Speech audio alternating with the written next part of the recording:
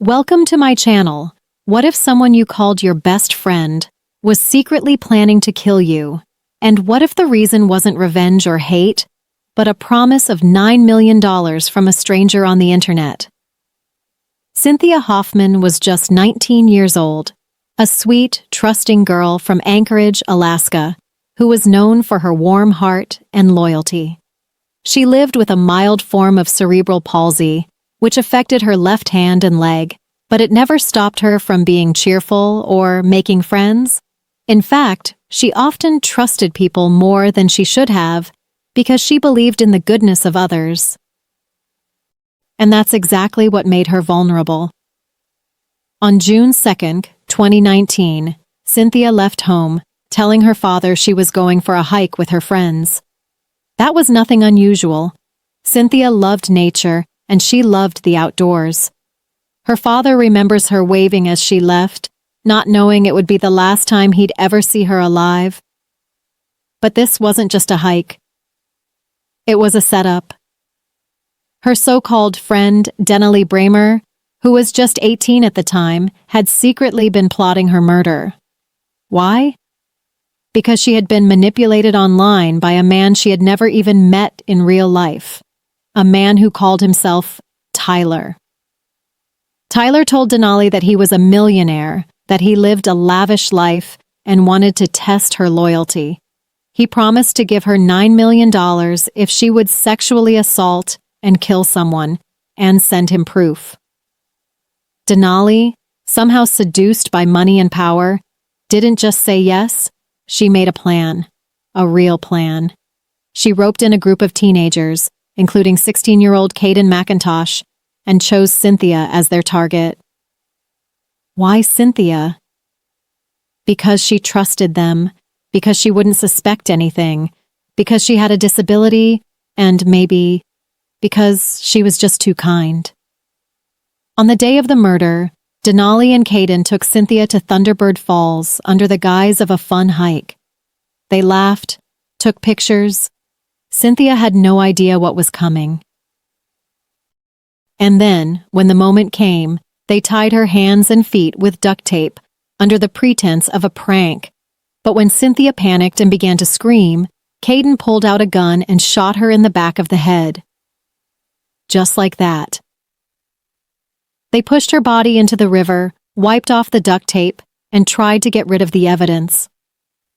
Denali then messaged Tyler to say the job was done, and sent him photos and videos of Cynthia's final moments. She waited for her reward. But here's the twist. Tyler was not a millionaire. He wasn't even a rich man. He was Darren Schillmiller, a 21-year-old man from Indiana who lived in poverty and had a history of catfishing people online.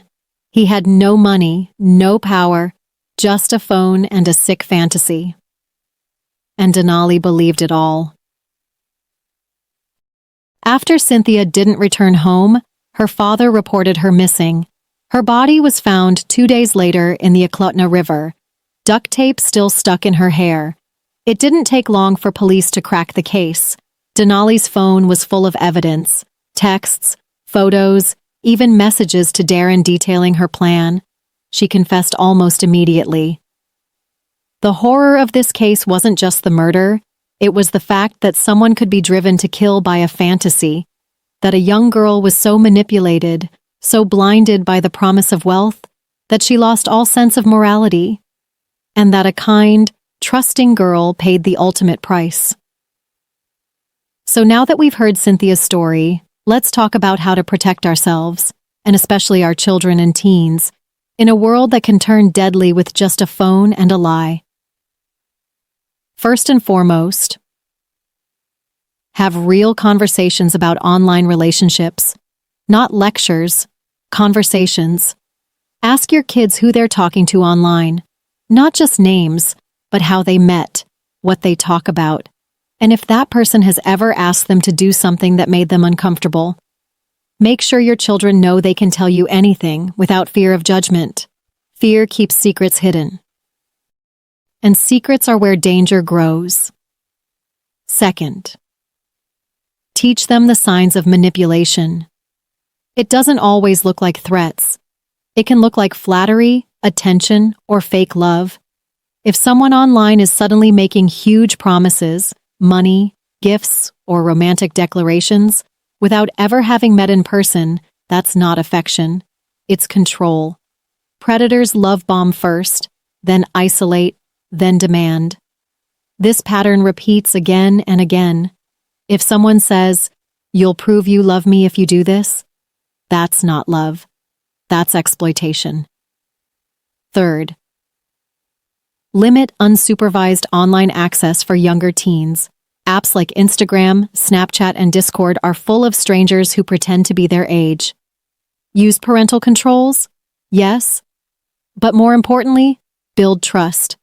The best security software is an open relationship between parent and child. Fourth, talk about fantasy versus reality, especially when it comes to money. Cynthia's friend believed she'd get $9 million for a murder. Let that sink in. That belief didn't come from evil. It came from being naive, from being emotionally vulnerable, from wanting something magical to be true. Teach your kids that anything that sounds too good to be true is, and that real success never comes from shortcuts, especially not criminal ones. Fifth, educate about consent and pressure, even among friends. Cynthia went on that hike because she trusted her friends. When they asked her to do something strange, like getting tied up, she hesitated, but didn't want to offend them. Teach your children that it's okay to say no, even to friends, especially when something feels off. If someone pressures them into anything, physical, emotional, or sexual, it's okay to walk away and tell someone. Sixth, always share locations when meeting someone new, even if it's just a friend.